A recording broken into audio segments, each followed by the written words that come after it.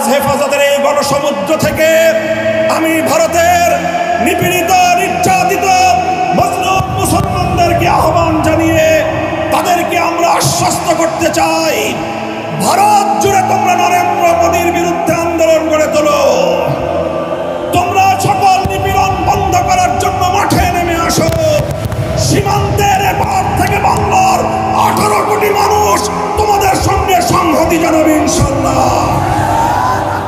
সংগ্রামী সাথী ও বন্ধুগণ, professor doctor Yunus সাহেব এবং অন্তর্বর্তীকালীন সরকারকে আমরা একটা বার্তা দিয়ে দিতে চাই।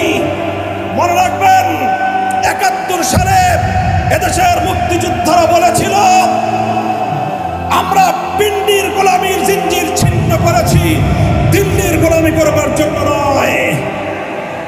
আজ 2024-এর জুলাইয়ের স্বাধীনতা সংগ্রামের পর আমি বলতে চাই, আমরা দিল্লির দাসত্বের শৃঙ্খল থেকে মুক্ত হয়েছি, নিউ ইয়র্কের গোলামি করবার জন্য নয়। যদি বাংলাদেশকে ওয়াশিংটনের দাস পরিণত করবার কোনো পায়তারা করা হয়, আর যদি হিউম্যানিটারিয়ান করিডোরের নামে আমার বাংলাদেশের বুকের উপর দিয়ে যদি বাংলাদেশের সার্বভৌমত্ব স্বাধীনতা হরণ করবার জন্য আমার স্বাধীন জনপদের 1 ইঞ্চি মাটি কেড়ে নেওয়ার জন্য যদি এই অপতৎপরতা চালানো হয়, চলমান এই অপতৎপরতা যদি বন্ধ না করা হয়, তবে আমি সারা দেশের দেশপ্রেমিক জনতাকে উদাত্ত আহ্বান জানাবো, যুদ্ধের প্রস্তুতি নাও, দেশের জন্য যুদ্ধের প্রস্তুতি নাও।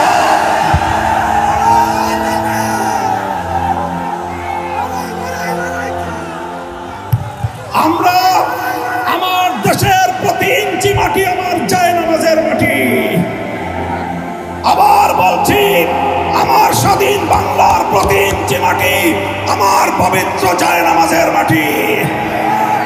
দিল্লি বা ওয়াশিংটন, পিকিং বা মস্কো যারা এ মাটির দিকে চোখ তুলে তাকাবে, আমরা তাদের বিরুদ্ধে বারুদ হয়ে মাঠে নামবো ইনশাআল্লাহ। সংগ্রামী সাথী ও বন্ধুগণ, ফ্যাসিবাদী আওয়ামী লীগকে সন্ত্রাসী সংগঠন হিসেবে ঘোষণা করবার যে দাবি জানানো হয়েছে, মনে করবেন না এটা আমাদের দুর্বল কোনো দাবি।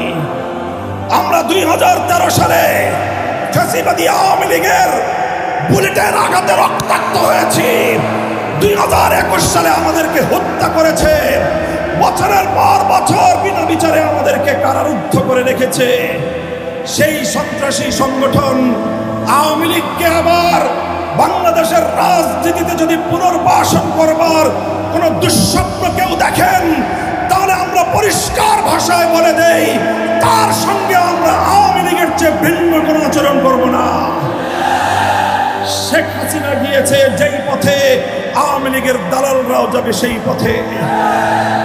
কোন রাজনৈতিক দল অথবা সরকারের মধ্যে ঘাপটি মেরে বসে থাকা ফ্যাসিবাদের কোন দোসর যদি বাংলার রাজনীতিতে এই ফ্যাসিবাদী শক্তিকে পুনর্বাসিত করবার পায়তারা চালায়, তাদের সঙ্গে আমরা লড়াই করব ইনশাআল্লাহ। সংগ্রামী সাথী ও বন্ধুগণ, সর্বশেষ আমাদের কথা হলো এই, শাপলার শহীদ যারা শাহাদাত বরণ করেছেন, ইনশাআল্লাহ হেফাজতে ইসলাম বাংলাদেশ প্রতিটি শহীদ পরিবারের পাশে দাঁড়িয়েছে। শাপলার সকল শহীদদের পরিচয়গুলো যতটুকু সম্ভব ফ্যাসিবাদী আমলে অধিকাংশ বীর শহীদদের লাশ গুম করা হয়েছে, লাওয়ারিস হিসেবে তাদেরকে দাফন করা হয়েছে। সরকারের তৎকালীন গোয়েন্দা সংস্থার কাছে যদি তার কোনো তথ্য থেকে থাকে, আমি বর্তমান সরকারের কাছে দাবি জানাবো, আমার শাপলা চত্বরের বেওয়ারিশ হিসেবে দাফন হওয়া প্রতিটি লাশের সর্বশেষ ভেরিফিকেশন এবং যাচাইয়ের কাজ চলছে। ইনশাআল্লাহ আমরা শাপলার রক্তে রঞ্জিত এই মে মাসের মধ্যে হেফাজতে ইসলামের পক্ষ থেকে আমাদের ভেরিফাইড সেই সকল বীর জাতীয় শহীদদের পরিচয় এবং তাদের গৌরবগাথা ইতিহাস জাতির সামনে আমরা তুলে ধরবো ইনশাআল্লাহ।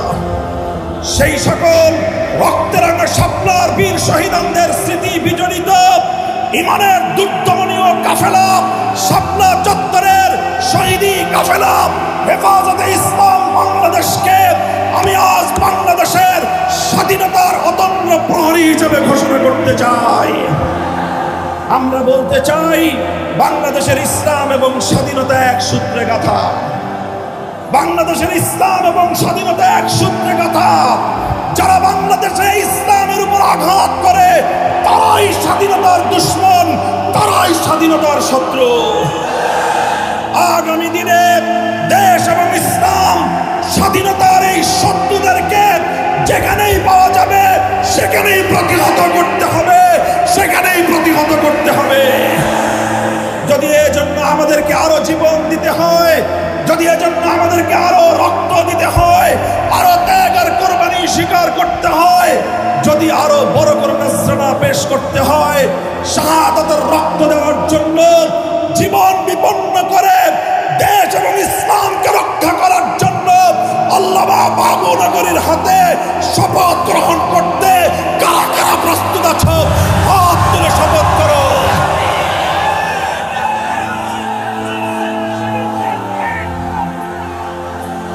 ইনশাআল্লাহ, ইনশাআল্লাহ আমার জায়নামাজের মাটি, বাংলাদেশের প্রতি ইঞ্চি মাটি সংরক্ষিত থাকবে।